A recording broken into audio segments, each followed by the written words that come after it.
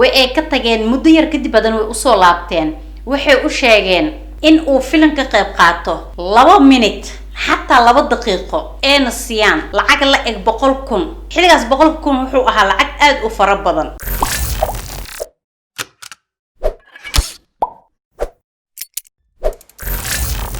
السلام عليكم ورحمة الله وبركاته أصحابتي القارئة وولاشين زيو إذن لي أنا وعفمات قوائم مع عفمات قبتين انتين حنوصن الله سبحانه وتعالى عافيه انت عفمات قبتن ربها أسزياديو برنامج كين ما انتو حكو سابسينها أما الشيء كذين ايكو صعطا دادك عنك أما فنانينتا أو روح ذو كإيبيي شيطان أما إبليس سيدي اوغو إيبيين أيغو كبيرايو قلدا ماسونيادا وحي عابدان إبليس أعوذ بالله كواس oo hadafkooda ah la dagaalanka diimaha si ay dunida u maamulaan diin la'aan diinteena muslimka iyo dhamaan diimaha ay haystaan dadka kale ayagoo rabaan in ay baabi'iyaan hatta adduunka dadka ku nool 75% in ay dilaan qoladaas ayaa waxay fikirkooda ama ay tahay ulajeedkooda maasuuniyada ama qoladaas waxay maamulaan ama gabi ahaan ay haystaan media oo idil waa meesha ay kala dagaalamaan dadka waa wadada kaliya ee dadka kula dagaalamaan waxay mar walba soo bandhigtaan ama ay dadka tusaan wax walba ayaga ay aaminsan laakiin dadkan kale ama muslimiinta aan aaminsaneen si ay dhaqanka iyo wax walba ay kula dagaalamaan muhiimadoodu waxay tahay in ay sameeyaan film heeso musalsalo taas ay ku fasahaadiyaan dadka muslimiinta iyo dad walba oo dunida ku nool si ay ugu dhaadhacsiyaan fikradaha ayaga maskaxdooda ku jiraan in ay saxan yihiin ee dadka kale fikrada ay haystaan ay qaldan tahay ayagoo laba waji ku isticmaalo mar ay ku soo jiidanayaan iyo mar ay noloshaada baabi'inayaan sheekadeen aan hore u galno fanaanka koowaad ayaa waxa Michael Jackson sida ogtihiin wuxuu ahaa fanaan caan oo ka soo jeeda dalka Mareykanka fanaankaas wuxuu haystay taageero tiro badan ee dad aad u jecel Michael Jackson wuxuu dhintay 2009 kadib geeridiisa ayaa waxa soo wada baxeen warar aad u badan taasoo cadeynayso Michael Jackson waa la dilay iyo daroogo ayuu ku dhintay 2005 ayaa waxa la helay cod sir ah codkaas oo kula hadlay maamulaha shaqadiisa codkaas wuxuu ahaa inuu yiri waxaan nahay dad taajir ah waxaan heesanaa gaariyo guriyo hanti wax walbo laakiinse niyada ayaan waxaan ka nahay فقير سدا wax u jeedin ma ahan micnaha markaas lama fahmin kadib mar kale oo ka soo muuqday meediyaha ayuu wuxuu sheegay tani waa shirqool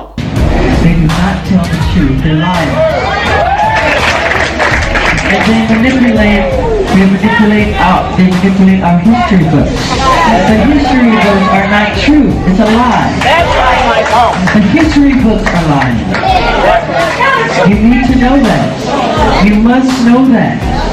kadib lama ba fahmin bo waxa uu ka hadlaayo muddo ay ururkan oo mar walba is haystaan wuxuu ku karbaashi jiray heesooyinkiisa laakiinse ma waxaad is leedihiin qoladan ama ururkan ninkan kama warqabto طبعا way ka warqabtaa laakiinse shacabka uu la hadlayay ama uu ka rabay in ay caawiyaan ma aysa fahmin nasiib daro qoladaas ayaa markii dambe waxay ku dhaqaaqday ugu dambeyn soo laabeenbo heshiiskii ka dhaxeeyay Michael iyo ayaga kadib waxay go'aan qaateen in ay maalin ka dambeeso ay ku fadeexayaan meediyaha maalin ka dambeeso aydiisa iyo fadeexadiisa iyo dhibaatada ay u geysanayaan way iska daba imaan jirtay taasoo micnaheeda ay tahay in dadka ku xiran ama dadka jecel ama dadka daawado si ay ugu diraan oo ninkan oo u noqdo nin far lagu soo fiiqay Soomaali waxay tiraahdaa wadar iyo waaxid yaa waalan mar hadii aad kaliya noqoto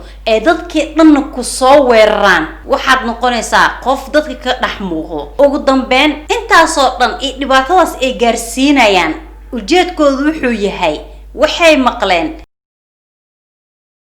in uu Michael kusoo biiri doono diinta islaamka. taasi ayaga jab ayay u noqonaysaa, waayo waxay la dagaalsan yihiin ama eeba ka soo horjeedaan waxay tahay diinteena. subxaanallah. kadib markii ay magaalada shishuqdaas ay ka maqleen, xarakaadkiisna ay ka dareemeen, shaqadana sidoo markii hore u ahay u noqon waay, ayuu dagaalkaasi xun ee ku qaadeen. isla markaas waxay ku fikireen intaan oo daabato ama taageero hal mar hadday wada muslimaan, inaga waxay tahay jabkiina ama niyad xumo ayagoo ka soo horjeedo dagaal hoos oo beediya ku qaadeen Michael Jackson. Michael sidaan nii sheegay, sarbeeb ayuu sameeyay, heesooyinkiisa ayuu ku sarbeebi jiray aasoo dadkaasi kaga soo horjeedo uuna ka daalila shaqeyntooda. laakiinse hees waa hees dadku iska dhageystaan, ma fahansano in ay meeshan ku jiraan hadallo qarsoon. laakiin kooxda shaydaaminta wax walba way la socdaan, wayna og yihiin. ugu dambeyntii waxaa loo soo adeegsaday dictorkiisa,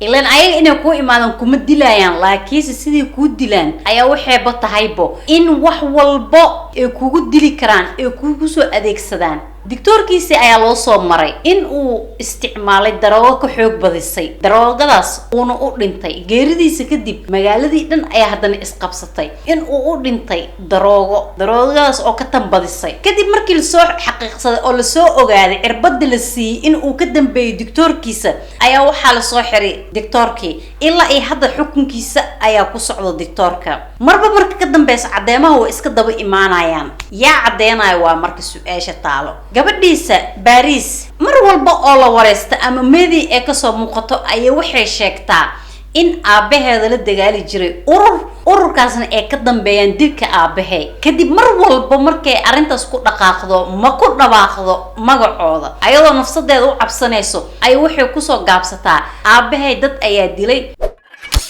fanaanadeena xigta ayaa haddana waxay noqonaysaa mid dumar taasoo lagu magacaabo Ariana waa heesaay iyo jila labada ay isku heysay. kadib markii uu soo baxay hadallo badan oo lagu xamanayo in ay ku birtay qolada maasuuniyada, ayaa waxaa magaalada iswada qabsatay hal mar xan tiro badan. xantii ayaa hal mar waxay beenisay isla Ariana kadib markii lagu arkay calaamooyin tiro badan oo iskale qolada maasuuniyada, kuwaasoo ka mid ahay labiska sawirka murabbaca u samaysan, barna madow barna cad. haddii aad sawirkaas aragto iska ilaali. marada cadaanka markii loo sameeyo sida afargees ee dhinacna madow ka tahay dhinacna cadaan ay ka tahay, waxay ka aaminsan yihiin shar iyo khayr. waa calaamada kaliya lagu yaqaano ee u samaystaan guryahooda, labisyadooda. marka haddii aynu nahay dad Soomaaliya oo muslimiina, maxaa waajib nagu ah calaamadahaas oo kale in aan iska ilaalino. Ariana ayaa waxaa soo qaaday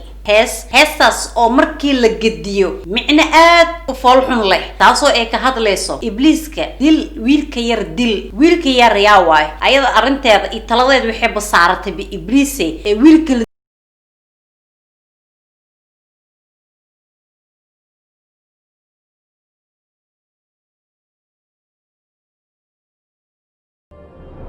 heestaas oo markii la gediyo noqonaysa micnaheeda dil yarka dil, ayaga dhan dil oo u dhameey. yaa loo dhameynaa muslimiinta waa dadka loo dhameynaa, laakiin wiilka yar ayaa isweydiin leh.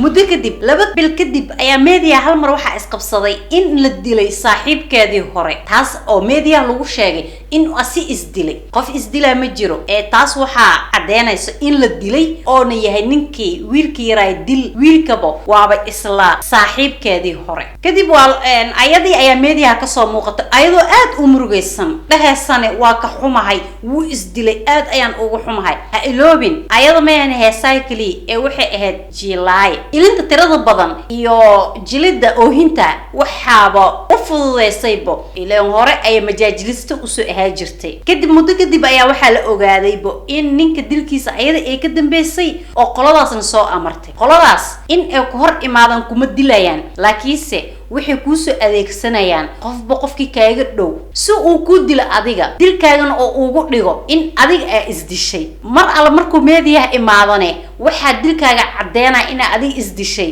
wuxuu ku dhiibayaa mindi ama wuxuu kugu xirayaa meel gurigana waxaa laga dhigaa in adiga kaligaa aad joogtay. fanaanada saddexaad oo inoo xigto waa Katy Perry uma baahnabo waa qoloma because ayada ayaa si toos iskugu cadeysay wax walba ee soo duubeyso wixii sidataa calaamada lagu yaqaano qoladaas marka haddii nolosheeda aan dib u raacno waxay ahayd fanaanad iska shacbi yar oo markii soo galeysay heesadeeda zaad looma dhageysan jirin lamana jecleen ayada laakiinse waxay jecleed booska hooyadeed inay tagto because hooyadeed waxay ahayd fanaanad caan ah oo la jecel yahay kadib ayaa waxaa arkeen qolada maasuuniyada waxay ku tashteen qoftaan inay tahay qof ay u baahan yihiin waayo dadkaas haddii aan xoogaa idinkaga sheego arintooda si toosnimo idinkugu soo gudbinayaan qofkay rabaan in ay sirtaan ama ay wataan ama ka mid noqonayso arinta waxay ugu soo bandhigaan kiskis gabadhan waxay u sheegeen in ay caan ka dhigayaan oo qof la yaqaano ay ku noqonayso muddo yar Katy Perry ayada maba aysan ka walwalinbo maana aysan ka cabsanbo waayo waxay jecleed ayaa loo sheegay nafsadeed aad ayay u jecleed in ay caan noqoto kadib nafsadeed waxay ka iibisay qoladii sheedaanka what was going on in my life at 15 and that's how I got introduced to the music industry. I swear I wanted to be like the Amy Grant of music. Yeah. But it didn't work out and so I sold my soul to the devil. waatan ayadiina ku xarakoonayso wax walba oo dadkaas ay leeyihiin hadday ahaan lahayd dharka ay xirtaan hadday ahaan lahayd isha dadkaas waxay caan ku yihiin waa wada naqaanaa waa isha kadib mar ayaa waxay soo sameysay videogaas ay ku matalaysa ayada inay boqorad tahay oo nin carabna la jilaayo ninkaas carabta silsilad waxaa qoortiisa ku xirneed ku qoran tahay Allah kadib ninkii ayaa soo hor istaagayo markuu soo hor istaag aaday u caroone kadib way baabi'ine asiga dhan waxay ka dhigay caro dadkii muslimiinta ayaa waxay u fahmeen sheekadan in oo muslimiinta lagu duqeynaa ama lagu dulminayo kadib ayagii way isgarteen ninkii bahalkii qoortiisa ku xirnay xaqiiqan markii Allah ayaa ku qorneed hadda la waa la bedelay waayo qoraan idinkugu sheegay dadkan mar rabaan arrimahooda surca in lagu ogaado si loogu fogaado waxay jecel yihiin in loo soo dhawaado dadkana waxay ku soo siraan ama ay ugu soo adeegsadaan fanaaniinta fanaan waa aragteen waxa taageero intaas oo qof walbana fanaanku wuxuu ka qaataa isteelka dharka hadday ahaaleed socodka wax walba waa loogu daydaa marka sidii aan ayaga arintooda aysan ugu fashilmin ay waxay sameeyaan wax yar ayay ka soo muujiyaan qofka aqliga leh ama yaqaano waxyaabaha ay soo muujiyaan ayaga caanka ku yihiin uu iska deenayaa laakiin qofka aanan fahansanin aanan aqoonin isla markii ayuu ku xarakoonaya waxaad arkaysaa modelkeeda asigoo suuq laga dhex raadinayo kadibna la soo iibsanayo taasna qoladaas farxad ayay siinaysaa waayo qorshahooda ayaa u hirgalay sobahan fanaankeena xiga ayaa wuxuu yahay Tupac waa taqaaniin waa fanaan xilliga 90meedii wuxuu ahaa nin aad loo dhageysto oo aad caan u ah kadib waxay soo arkeen caannimadiisa qolada maasuuniyada way u imaadeen xiriir ayay la sameeyeen waxayna ku dhaheen oo nagu soo biir si aan kuugu kordhino lacagta aad hadda heshid lacag ka badan aan kuu siino caanka hadda aad tahayna si aad ugu saramartid oo kuugu la wajibaarno anaga naga mid noqo Tupac wuu iska diiday sababtoo ah wuu ogaa qoladan waxay yihiin asxaab asiga ka horreysay asxaabtiisa ahayd ay horay wadada ula soo jareen markaas way ay ka tageen muddo yar kadib badan way u soo laabteen waxay u sheegeen in uu filimka qayb qaato 2 minute حتى 2 دقيقة أنا سيان لعق لا 100,000 حلقة 100,000 وحو أها لعق أد وفربضن أسيجن وإسكدي صوبته وحي الراعيين وحد نقنيسا أو 2 دقيقة جلسة جانجستر ويلي مسلم توبا وحو يري دين إسلامي ماكو ما فرقشنايو ما نرابو I thought I was going to choose a career before I choose principles, my manhood. So I said, okay, cool, fire me from this $100,000 movie. Because I ain't gonna play no gangbanger who's a Muslim. There ain't no such thing. I refuse to play parts that don't exist. Okay, waa idin jila sida ininka codsiga ay ugu keensateen. Laakiin gangster bisan ku jila. Hatta gangster oo diintiisa la aqoonan ku jila. Waa laga diiday. Waa dadkan waxay rabeen diinta Islaamka inay hoosiyaan oo ninkan kusoo jiitaan. ninkaanne diin ayuu haystaa oo diinta muslimka ahayn, laakiinse ma uusan rabin diin kale in uu ku xadgudbo. sidaa darteed way iskaaga tageen. wuxuu ku dhaqaaqay isla markaas in uu sameeyo album. wuxuuna samaystay albumkiisa wuxuu ugu magac daray Dilaaga Maasuuniinta.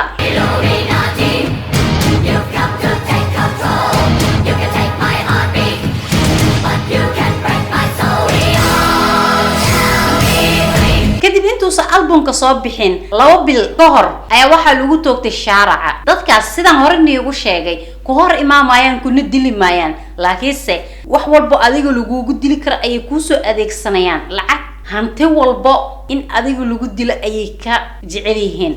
ninkan waxaa loo soo adeegsaday asxaabtiisa mid ka mid ah. kii ayaa ku toogtay wadada dhexdeeda. geeridiisa maalintii la tooganaa waxay ku beegneed 1996 13 September.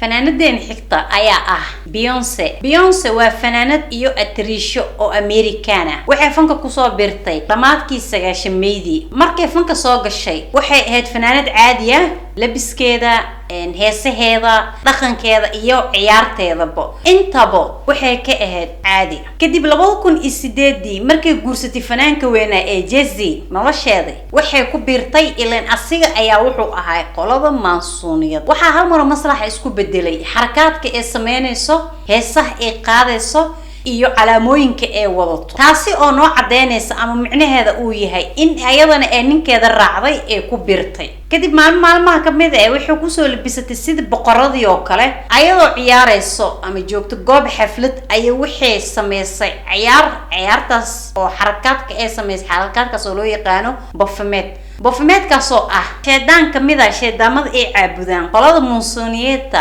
xarakaadkaas u jeedin ee hadda ay sameynayso ma ahan mid kadis ku dhacay, ma ahan mid oo dheel ay iskaaga timid, waa mid ay ulakac u sameynayso si ay u dafirto indhaha dadka fiirsanayaan, si ay u sameeyaan ayagane ama ay ugu raacaan. mar walbo sida aniga aan ognahay fanaaniinta waxaa laga raacaa isteelka, labiska iyo xarakaad walbo ay sameynayso. marka ha ku qaldamina ciyaaraha qaarkood ama xarakayada la sameeyo mid kamida, waayo calaamooyinka ay leeyihiin aad ay u fara badan tahay inta ma lagu soo koobi karo. ka hor intaysi isguursan odayga Jay-Z waxay isla soo sameeyeen video clip. heestaas ayaa waxaa lagu tusayaa ayadoo soo socoto oo gaari fuulayso, asna gaariga ka soo baxay uu ku gubaayo. kadib waxay ka soo dhaxbaxaysaa ayadoo shakhsiyad kala leh. taas micnaheeda miyaa ah in ay markaas isbedeshay mise wax kale ay kala jeedeen ilaa iyo hadda lama yaqaano. heestaas waxaa lagu magacaabay Crazy Love. heestaas gabi ahaan YouTube waa laga baxshay. heestaas ayaa waxaa YouTube-ka loogu baxshay website-yada kale loogay waxay tahay in dadkii dhan ay ka shakiyaan oo qalqal ay dadka geliso. kadib ayadoo shaki ku jiro dadkii oo islaama maasuuniyadii ku biirtay maxaa jiro ayadoo la dhaxmarayo ayay maxay ka soo muuqatay meediyaha ayadoo la wareysanayo waxay bohor cadeysay dadkii ku hor cadeysay in markay masraxa taagan tahay ay shakhsiyan ee iska warqabin isna xukumi karin, taasoo sababaysa haddana anagay tiri waxa la sameynayo shaqo kuma lihini oo amar ayaa meeshan ka jiro. wixii nugula amro aan sameynaa. waxay taas ku cadeynaysaa ama ay ku tusaysaa in ay ka mid noqotay qoladii odigeeda. markay heesto ee waxay doonto sameyso calaamooyinka cidaasna ay wada muujiso ay kadib muddo kadib oo heesii faafaan oo meel kasta tagaan ay wixii la soo baxdaa waji kale ee dhahdo qofkan aniga ma ihi ee waa saashan waa qof ani igu dhex jiro ruuxdeeda wadato. subhanallah, waa wax lala yaabo. Sasha Fierce for the fans. Sasha Fierce. dadkaas waxay ku nool yihiin meel walba oo dunida. marka asxaabteeda qaaliga ilaahay hanaga xijaabo baladooda. asxaabta qaaliga barnaamijkeena fanaaniinta ruuxooda ka iibisay ibliis halkan ayaan kusoo gabagabeynayaa. anaga ahaan Soomaali haddii aan nahay maxaa waajib nagu ah? waan taageernaa badanaa fanaaniinta banaanka, laakiinse ma ognahay waxa ka dambeeyo mise ma ula soconaa in ay yihiin dad la cabiidsado. qaarkoodna kuu sheegayo markaas ay waxaas sameynaya in isaba la soconinbo. ma ogtihiin dadka aad taageeraysiin asalkiisa ma taqaaniin, maxaase ku taageeraysiin? dumarkooda labiska waa loo dooqaa, raggooda madaxa siday u jaro lahaayeen xataa waa loo dooqaa. adigana asi ayaa ku daysatay. timaha waxaa usoo jartay qofka aad taageeraysay, waxaa u labisatay gabadhii aad taageeraysay oo kale. laakiinse gabar oo dharka loo soo dooqay oo nin ibliis nafsadiisa u hayo u dooqay, haddii aad adigana shakligaas u labisatid maxaa tahay marka? is ilaali. haddii aad fanaan taageeraysid, taageer fanaan aad taqaanid si aad u ogaatid waxa ka dambeeyo. haddii hore aad iila joogto waad ku mahadsan tahay. haddaa hadda cusub tahayna soo dhawow. kanalka waa kanalkaaga, subscribe saar. fideogan hadduu ku cajabiyey like saar, kumandiga adiga ra'yigaaga waayo. haddii aad ka heshay barnaamijkan fanaaniintu way badan yihiin, waana noo soo qaadan doonaa. kumandiga iigu reeb. mansuuniyada kama raharsano, ayadana waa soo qaadan doonaa faahfaahinteeda oo badan. haddii aad jeceshaa in aad i caawiso, ii share garee fideoga. waa walaashaa Zio ku leh is xisaabi inta aan lagu xisaabinin ka hor.